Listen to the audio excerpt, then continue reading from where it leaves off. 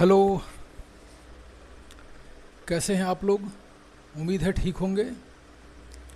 हाँ, सब ठीक ही होंगे। हालचाल सब बढ़िया ही होगा। गर्मी बहुत पड़ रही है, थोड़ा बच के रहो। शाम को खाने में हल्की डाइट लो। बहुत भारी वाला खाने की ज़रूरत नहीं है। बहुत तला भुना मत खाओ। जितना हल्का खाओगे उतना बॉडी को कम वर्क करना पड़ेगा डाइजेशन प्रोसेस को करने में, और खाना जल्दी पचेगा। और बहुत ज़्यादा इस गर्मी में खाने पीने से तला भुना तेल वाला जो भी है खाओगे पियोगे तो वो सब डाइजेशन को गड़बड़ कर देगा। ठीक, तो सिंपल खाना खाइए, कम खाइए। शाम को तो एकदम कम डाइट लीजिए, और दिन में भले काम करना रहता है तो थोड़ा ठीक ठाक डाइट ले लीजिए। एडमिशन का प्रोसेस जिन बच्चों का फर्स्ट ईयर और 9th में चल रहा है, आई थिंक हो गया होगा। जो इक्का दुक्का का छूटा होगा वो कुछ दिन में करा लें। और क्लासेस भी आपकी कंटिन्यू चल रही हैं। आप सभी लोग डेली स्कूल आइए, क्लास अपने रूटीन पे चल रही है। किसी भी प्रकार का कोई कन्फ्यूजन या डाउट अगर जो आप लोगों को क्वेश्चन में किसी भी सब्जेक्ट में आता है तो आप कमेंट के माध्यम से यहाँ पूछिए, क्लास में पूछिए, लेकिन अपने डाउट को क्लियर ज़रूर करिए। अगर जो आप कुछ पूछने में कोई हेजिटेशन रख लेंगे इस बार, तो फिर आप आगे कभी भी कुछ पूछ नहीं पाएंगे, क्योंकि लाइफ में आगे ये जो आपका दब्बूपन है ना, ये आपके साथ एक प्रॉब्लम बन जाएगा। और ये प्रॉब्लम आपको कभी कुछ भी करने नहीं देगा। समझ गए? ठीक, तो यहाँ मैं आपको फर्स्ट ईयर का ज्योग्राफी का सिलेबस लेके मैं आया था। आज मैं क्लास 12th का यानी कक्षा 12 का ज्योग्राफी का सिलेबस लेके आया हूँ। बोर्ड के एग्ज़ाम के हिसाब से ये बहुत ही इम्पॉर्टेंट है। बहुत सारे स्टूडेंट्स के पास बुक्स नहीं होंगी, तो वो बुक कहीं ना कहीं से किसी भी तरीके से अवेलेबल करा लें खुद के लिए। और जिनके पास नहीं है उनको मैं अपने इस ऑनलाइन प्लेटफॉर्म पे उनका ये सिलेबस लेके आया हूँ। मैं तो खुद यहाँ पे एक एक चैप्टर को स्टेप बाय स्टेप क्लियर करूँगा ही करूँगा। हाँ, अगर जो उनके पास बुक रहेगी तो उनको पढ़ना समझना और आसान हो जाएगा। ठीक, मैं यहाँ कक्षा 12 के भूगोल का जो सिलेबस लेके आया हूँ उसको मैं आपके सामने रखता हूँ। देखिए, जो आपका पहला पाठ है मानव भूगोल प्रकृति एवं विषय क्षेत्र, जिसके अंतर्गत हम मानव के संबंधित जो भी पृथ्वी पे क्रियाएं हैं, चाहे रहन सहन, खान पान, पहनावा, वेशभूषा, जो भी हैं, उन चीज़ों का हम अध्ययन करते हैं। मानव भूगोल प्रकृति एवं विषय क्षेत्र, ये आपके भूगोल के पाठ्यक्रम का पहला पाठ है। अब दूसरा है विश्व जनसंख्या वितरण एवं घनत्व।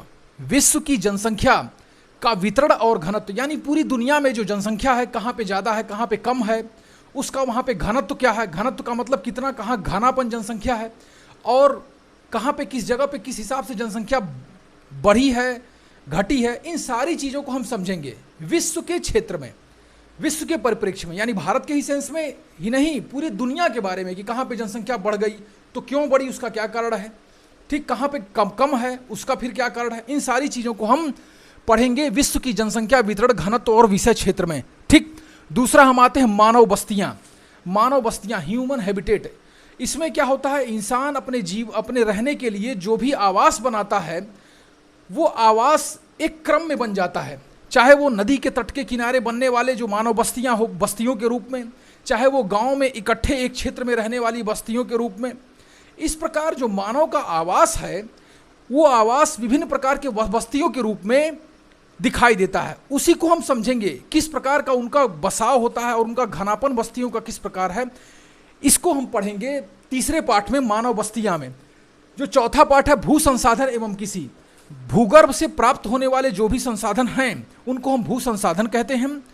ठीक, चाहे वो मानव जनित हो या प्राकृतिक हैं, जो भी संसाधन हैं उनका हम अध्ययन करेंगे।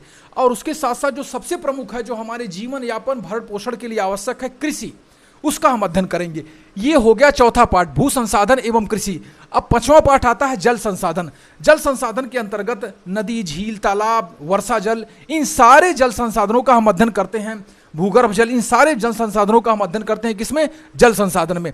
छठवां पाठ आ जाएगा खनिज एवं ऊर्जा संसाधन, जिसमें भूगर्भ से प्राप्त विभिन्न प्रकार के जितने भी खनिज हैं जो हमारे उपयोग के हैं, ठीक, उन सारे खनिज संसाधनों का हम अध्ययन करते हैं किसमें, खनिज खनिज संसाधन में, और इसी में खनिज एवं ऊर्जा संसाधन। ऊर्जा संसाधन का मतलब होता है जो फ्यूल है, जो ऊर्जा है, जिससे संचालन होता है किसका, वाहनों का और विभिन्न प्रकार की यांत्रिक गतिविधियों का, जैसे गैस हो गया, तेल हो गया, सोलर एनर्जी हो गई, विंड सौर ऊर्जा हो गया, पवन ऊर्जा होगा, ये सारी की सारी एक प्रकार की ये ऊर्जा संसाधन है, ठीक, जिसको हम अध्ययन करते हैं खनिज एवं ऊर्जा संसाधन में पाठ 6 के रूप में।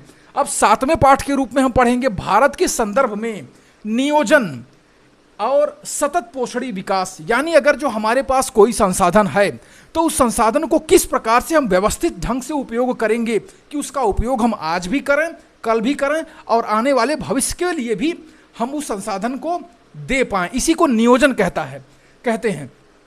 और उसके बाद सतत पोषणी विकास, यानी आज तो हम अपना विकास कर ही रहे हैं उन संसाधनों के माध्यम से, कल भी उन संसाधनों के माध्यम से हम अपना विकास करते रहें, वो संसाधन खत्म न हो, इसकी चिंता करते हुए उनको संचित भी करें, उनका उपयोग भी करें और भविष्य के लिए हम उस संसाधन को भी दें।